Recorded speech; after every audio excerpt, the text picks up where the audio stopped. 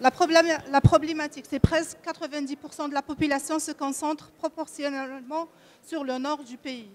Donc, il y a deux... Pardon. On trouve que suite à cette concentration, on trouve que la majorité de la population vit dans un rythme accéléré, donc on ne fait plus attention à notre alimentation, elle est devenue pauvre en nutriments. Le deuxième point, c'est que les terres sont devenues rares. Il faut optimiser l'exploitation des terres. Un comparatif des exploitations existantes a révélé les résultats suivants.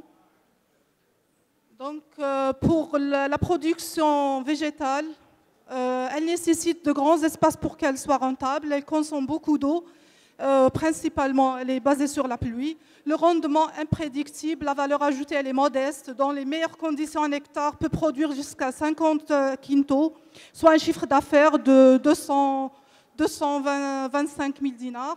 Pour la production animale, elle nécessite un capital de démarrage important. Il faut bien choisir l'espèce. Elle nécessite un suivi rigoureux. L'aliment de bétail il est très, très cher. Dans les meilleures conditions, un hectare peut supporter jusqu'à 15 vaches, soit un chiffre d'affaires, soit un résultat net des millions de dinars si on prend en considération 600 000 dinars d'aliments de bétail. Donc, on propose un projet qui soit réalisable dans un petit espace. Il consomme beaucoup moins d'eau. Il est plus complément en nutriments que le blé. Il est plus riche en protéines que la viande, beaucoup moins cher que l'élevage animal. L'exploitation de la même superficie est beaucoup plus rentable. Il est respectueux de l'environnement et à zéro déchet.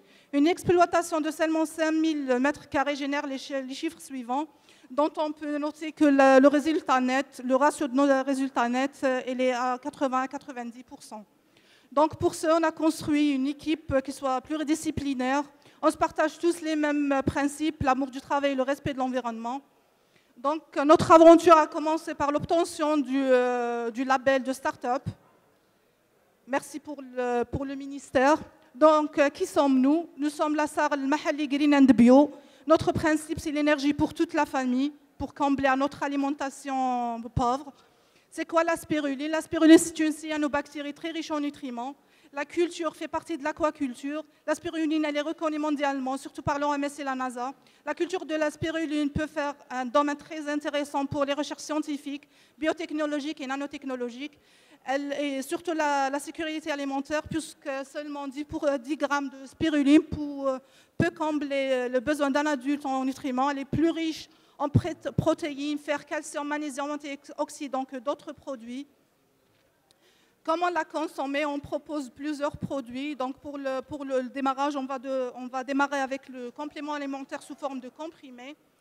Pour la clientèle cible, donc toute la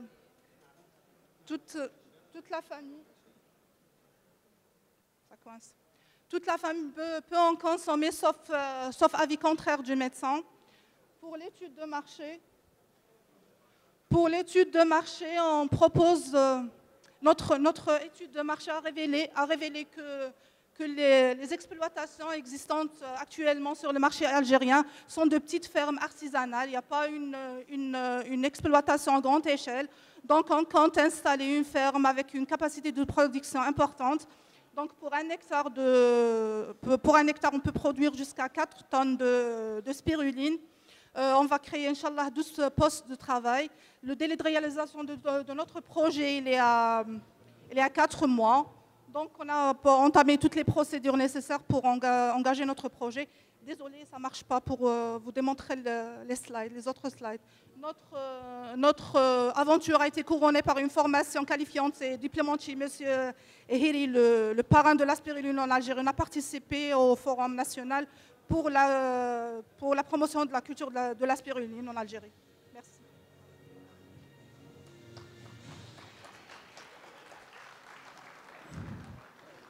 Merci beaucoup, madame, pour votre présentation. Donc, un autre aliment de valeur qui est la spiruline. 1 kg de spiruline, c'est 100 kg de fruits et légumes. Moi, j'ai 2 petites questions à vous poser. La première question, est-ce que vous avez déjà produit de la spiruline? Donc, est-ce que vous... Oui, justement, c'était le slide qui devrait passer tout à l'heure. On a consacré, après la formation qui a eu lieu à Tamanrast récemment, On a commencé la culture de la spiruline, on a consacré un coin de la maison pour la culture à petite échelle, en attendant le lancement officiel de notre ferme, parce qu'on a entamé toutes les procédures juridiques. Merci beaucoup. Deuxième question, c'est que vous avez dit qu'il y a 2 petits producteurs en Algérie, c'est vrai, une production artisanale.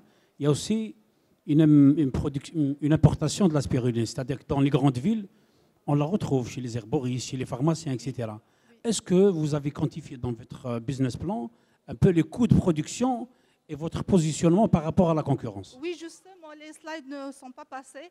Pour l'étude de marché, on a constaté deux productions locales, celle de M. Hiri qui, à la base, elle est destinée pour des aspects pédagogiques, et celle de M. Radouane à l'ouest, elle est à petite échelle aussi. On n'arrive même pas à trouver son produit à l'est du pays où je vis. Pour tout ce qui se trouve sur le marché algérien, on trouve des produits français et des produits tunisiens. Pour le produit algérien, on trouve qu'ils ramènent le produit brut et ils font juste le conditionnement sur le... Oui, pour le coût, donc pour le prix offert par le marché, ça avoisine les 2000 dinars par boîte de 30 à 40 comprimés. Pour nous, on peut aller jusqu'à 1200 dinars et on est très rentable. C'est une étude de marché très détaillée. J'aurais aimé vous la montrer. C'est pas grave, on connaît le domaine, donc on va vous aider, ne vous inquiétez pas. Juste une question rapide. Dans votre essai aujourd'hui de production de la spiruline, donc je suppose que vous avez ramené la source de Hiri. Oui, c'est la spiruline. Est-ce que vous avez fait des analyses de la source qui vous a donné? Justement, on a commencé la culture et on a trouvé effectivement des contaminations. On essaye d'isoler. Et vous êtes à des volumes de combien? Vos bacs actuels, ils sont sur des volumes de shahal. Shahal volume تاع الباك ديالكم? Les bacs, c'est des petits bacs. On a commencé récemment parce qu'il y avait le froid dans la région de Sétif. Donc, on a actuellement 4 à 5 bacs comme ça. Les porte-manger, les grands porte-manger. Ok, très bien, parce que c'est une problématique que nous vivons sur d'autres projets, où dès qu'ils passent sur des grands volumes, ils commencent à s'exposer aux problématiques de la production de la spiruline. Je pense qu'il y a un problème de retour. Bon, c'est pas grave, on discutera en parallèle. Merci, bon courage. Merci à vous, monsieur.